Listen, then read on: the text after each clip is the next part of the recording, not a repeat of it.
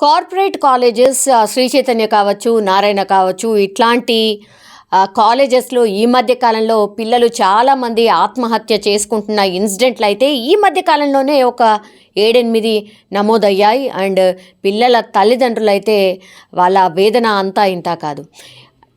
ఇవన్నీ ఒక ఎత్తు అయితే పాపం పిల్లలు బాగుపడతారు, ఏదో కొంత చదువుకుంటారు, ర్యాంక్స్ తెచ్చుకుంటారు, వాళ్ళు జీవితంలో స్థిరపడతారు అన్న ఉద్దేశంతోనే కార్పొరేట్ కాలేజెస్ బాగోలేకపోయినా, ఫీజులు ఎక్కువ ఉన్నా, తన స్థాయికి మించి ఫీజులు ఉన్నా సరే అప్పో సొప్పో చేసి ఇట్లాంటి కార్పొరేట్ కాలేజెస్లో తల్లిదండ్రులు చేర్పిస్తున్న పరిస్థితి మనకు తెలుసు.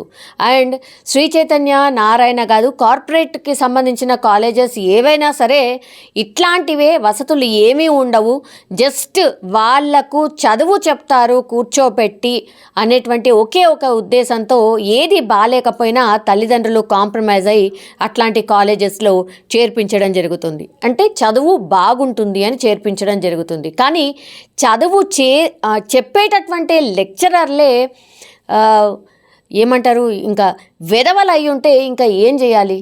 వాళ్ళు తల్లిదండ్రులు ఏమైపోవాలి? ఒకవైపు ఇవన్నీ కూడా ఫీజులు కావచ్చు, లేకపోతే అక్కడ ఏం బాగాలేకపోయినా సరే పిల్లలు బాగుపడతారని చేర్పిస్తే లెక్చరర్లే ఇప్పుడు అమ్మాయిల పాలిట వాళ్ళే ఒక నరరూప రాక్షసులుగా వేధింపులకు గురి చేస్తుంటే మరి ఏం చేయాలి?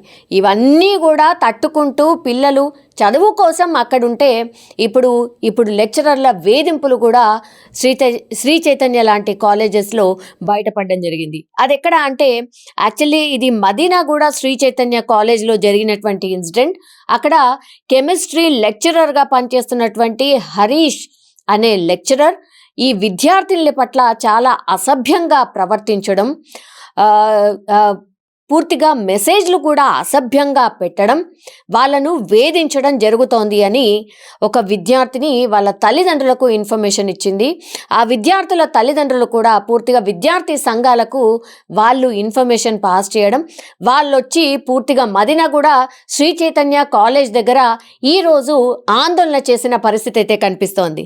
వీళ్ళని ఏమనాలి అంటే, ఆ లెక్చరర్ ఎలా వేధిస్తున్నాడు అనేది ఆ స్టూడెంట్ పోలీసులకు చెప్పినటువంటి ఇన్ఫర్మేషన్ ఇది. మీకు నాపై ఎలాంటి ఫీలింగ్స్ ఉన్నాయి, ఎప్పుడు కలుద్దాం, ఎక్కడ కలుద్దాం అంటూ అసభ్యంగా మెసేజ్లు పెడుతున్నాడు అంటూ అమ్మాయిలు వాళ్ళకి చెప్పిన పరిస్థితి అయితే కనిపిస్తోంది. అండ్ చాలా ఘోరంగా ప్రవర్తిస్తున్నాడు. గుడ్ టచ్, బ్యాడ్ టచ్ అనేది చిన్నపిల్లలకే నేర్పిస్తున్నారు. అట్లాంటిది టీనేజ్ పిల్లలు వీళ్ళు. గుడ్ టచ్, బ్యాడ్ టచ్ ఏది తెలియకుండా ఉంటుందా? బ్యాడ్గా టచ్ చేస్తున్నాడు అనేటువంటి ఇన్ఫర్మేషన్ కూడా ఇచ్చాడు. ఎవరు లేని అటువంటి టైంలో వాళ్ళను ఒంటరిగా క్లాస్ రూమ్లకు పిలవడం, బ్యాడ్గా టచ్ చేయడం, ఇదంతా కూడా చేస్తున్నాడు అని అమ్మాయిలు పూర్తిగా వాళ్ళ తల్లిదండ్రులకు చెప్పడం.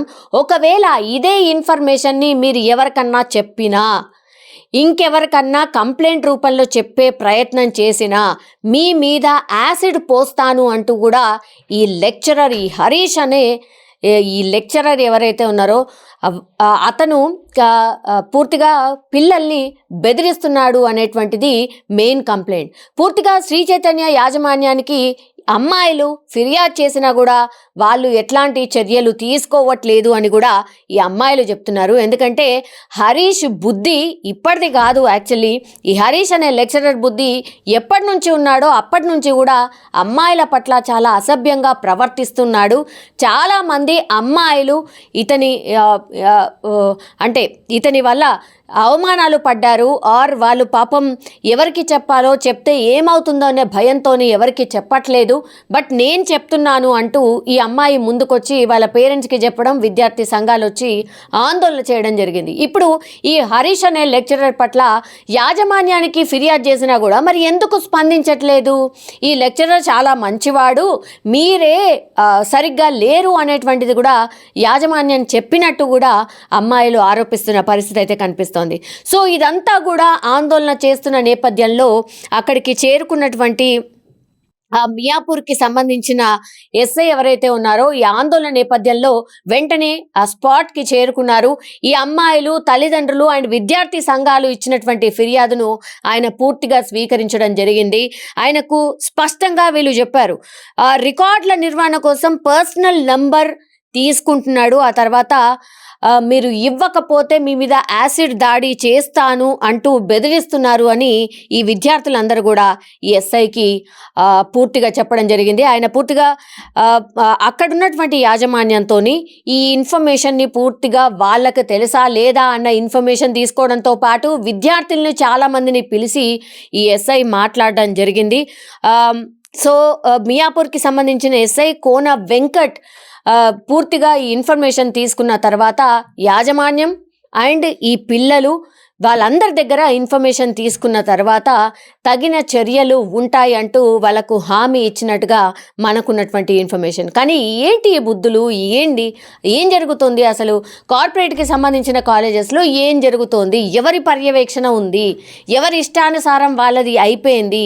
ఒక లెక్చరర్ ఇట్లా విద్యార్థుల పట్ల అసభ్యంగా ప్రవర్తిస్తుంటే ఏం చేయాలి వీళ్ళని? జస్ట్ కంప్లైంట్ రూపంలో తీసుకొని వదిలేయబోతున్నారా? లేకపోతే ఈ హరీష్ అనే వ్యక్తి ఇప్పుడు ఎవరైతే ఉన్నారో ఈ లెక్చరర్, సరే ఇక్కడ ఉద్యోగం పోతే ఇంకో కాడికి పోడా, ఇంకో దగ్గర ఉద్యోగం చేయడా? మరి అట్లాంటప్పుడు అక్కడ కూడా ఇదే కంప్లైంట్ వస్తుంది కదా.